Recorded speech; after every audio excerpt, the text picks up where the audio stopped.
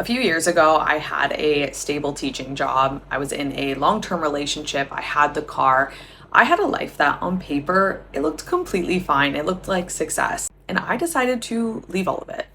I quit the job, I ended the relationship, sold the car, and booked a one-way ticket to Bali.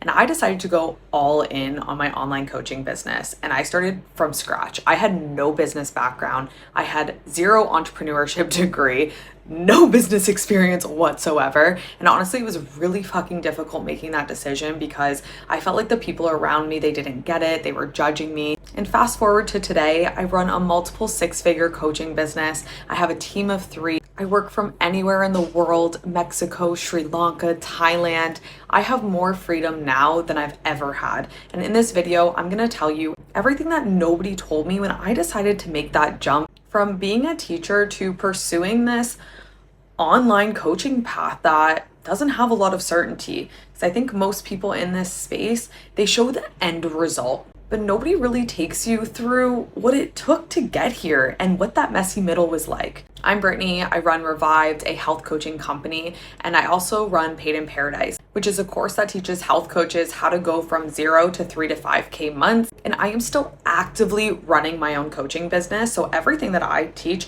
it comes from what's actually working right now, not just the theoretical part of it. But before any of this, I was just a high school teacher, guys. I had a dream of traveling the world. And honestly, it was just a feeling I was chasing. I wanted to create impact. I wanted to live life on purpose, but I had absolutely zero idea how to actually make that become my reality. So let me walk you through where this actually started and how I got here. And I want to be super honest about what the beginning actually looked like for me, because I think the way people talk about going all in this space, it makes it sound a lot smoother and cleaner than it actually is. And I didn't have that smooth journey. Things weren't perfectly mapped out for me. I didn't have a business plan or a big following. I didn't have savings that made me financially comfortable to leave my job. I had under 1,900 followers on Instagram, but I did have this belief that I was made for something different than the traditional path. But I had a lot of limiting beliefs running through my head, especially not viewing myself as an entrepreneur without the business background. There was this constant thought of, am I actually cut out for this? And what if this doesn't work out like I think it should? My teaching job, it was my safety net, right? I had a steady paycheck. It was predictable week to week. And I was really freaking good at it. But every single Sunday night, I had this feeling of like, ugh, I have to go to work tomorrow. It was just this feeling of dread going back. And not because the job was terrible, but I knew deep down that it wasn't something I was really passionate about. I wasn't lit up by lesson planning or marking. I was spending my time and energy building something for somebody else rather than building my own dream. And on top of that, I'd been coaching informally for years. I was helping people with their nutrition and their macros, helping them with training plans, working on their mindset. And people were getting results. So I kept asking myself, like, why am I just not doing this for real, for real? So I made a very scary and terrifying decision to get my nutrition coaching certification and then go and invest $8,000 into a business mentor. I started building my business while I was teaching at the same time. I was working 14, 16-hour days. I was creating content during my lunch breaks, checking in with clients during my spares, and then building the back-end systems after school. And very, very quickly, I realized this was not sustainable. I became extremely burnt out. And then I decided, you know what? I'm gonna go take a 6-day vacation to Arizona because I fucking deserve it. And what did the school board do? They denied me the 1 day off that I needed. And they told me, you're expected to be at school, and if you're not, then we're gonna have a meeting with the board. So I told the union, I'm like, look, I'm not showing up. Don't expect me there. So I decided to travel anyways.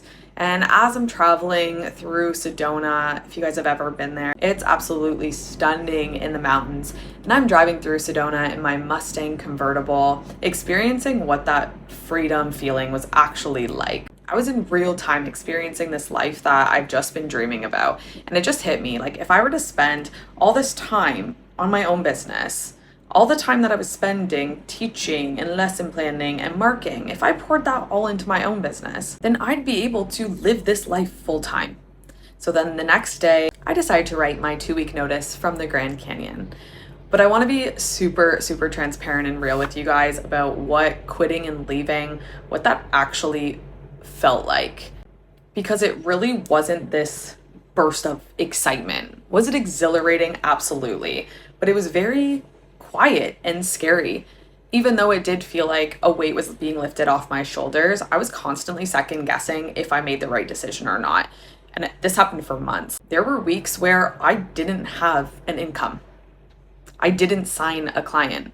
And that voice would just scream, who the hell do you think you are to be able to do this? Like, you aren't one of those girls that just travels and makes money. But here's what I know now that I didn't know then.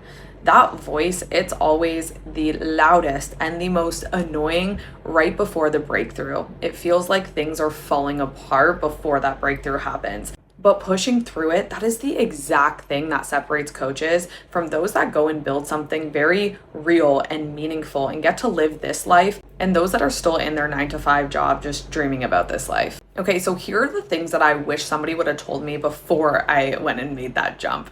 Number one is your identity, it has to shift before your income does. This was, and to this day, is one of the hardest things for me because I never thought of myself as an entrepreneur. I told you guys, I didn't go to school for this. I didn't have entrepreneur parents. I viewed myself and thought of myself as a teacher, as the girl that went to the gym, as a supporter. Like, I wasn't somebody that fucking goes and runs this business. And that identity gap, that showed up everywhere for me. It showed up in how I talked to people and told people what I did, how I talked about my services, how I showed up online, how I priced myself.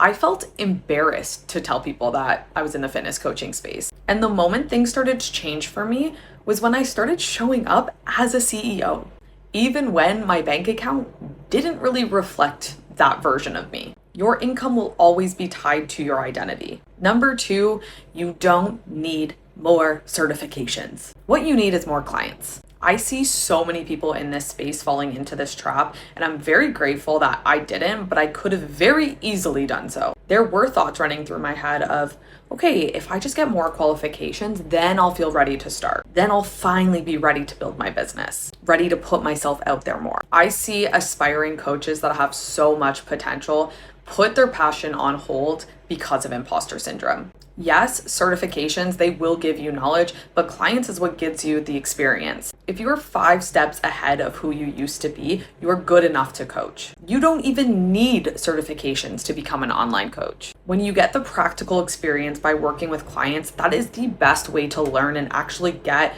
the confidence that it takes to believe that you can do this. The coaches I see succeeding the fastest in this industry, they are not the most certified ones. They're the ones that took action with the knowledge that they already had and learned the rest along the way. Number 3 is sales is not an icky word. It is a skill, and it's going to be one of the most important and valuable skills that you will learn in business. I hated selling.